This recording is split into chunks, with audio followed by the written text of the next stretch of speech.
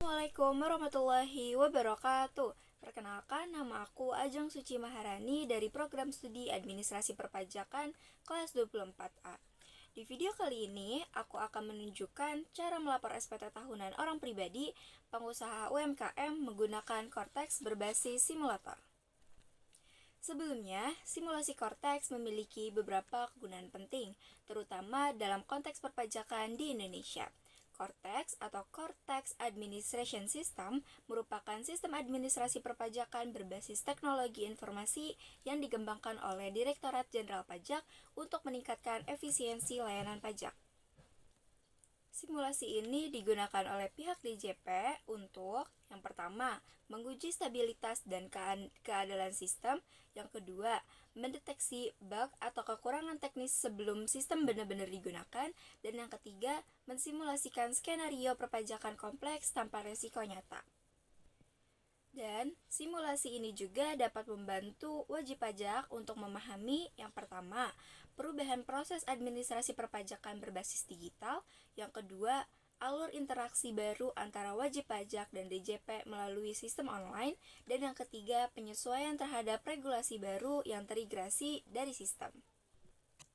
Simulasi Cortex ini akan ada beberapa yang berbeda dari Cortex yang aslinya. Dan informasi yang akan saya sampaikan dapat berubah sesuai dengan perkembangan ketentuan perpajakan terbaru dan proses pengembangan sistem Cortex.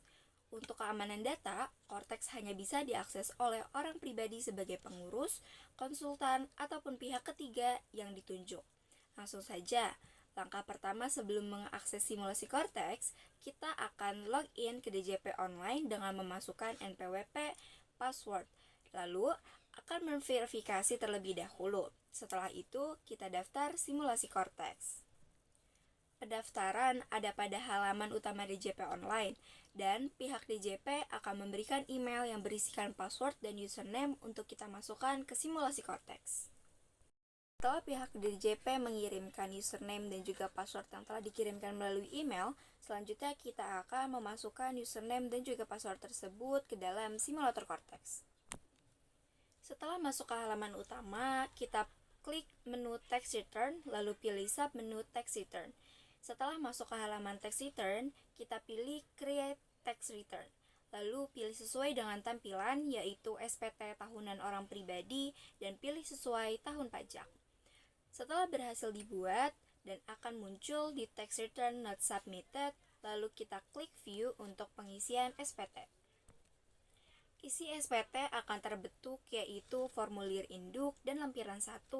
Yang pertama wajib kita lakukan adalah yaitu menjawab formulir induk terlebih dahulu dengan mengisikan pertanyaan-pertanyaan yang telah disediakan.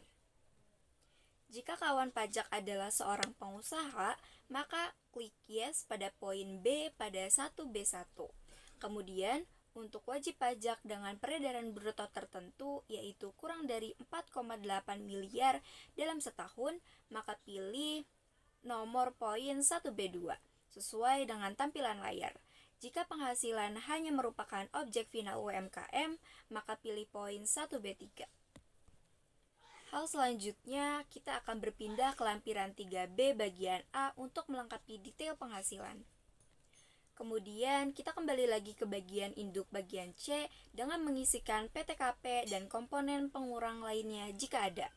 Selanjutnya, melengkapi bagian D dengan memilih nomor pada poin 10A dan 10D apabila tidak memiliki bukti potong dari pemberi kerja dan tidak terdapat kredit pajak luar negeri. Selanjutnya, melengkapi bagian F, G, dan H.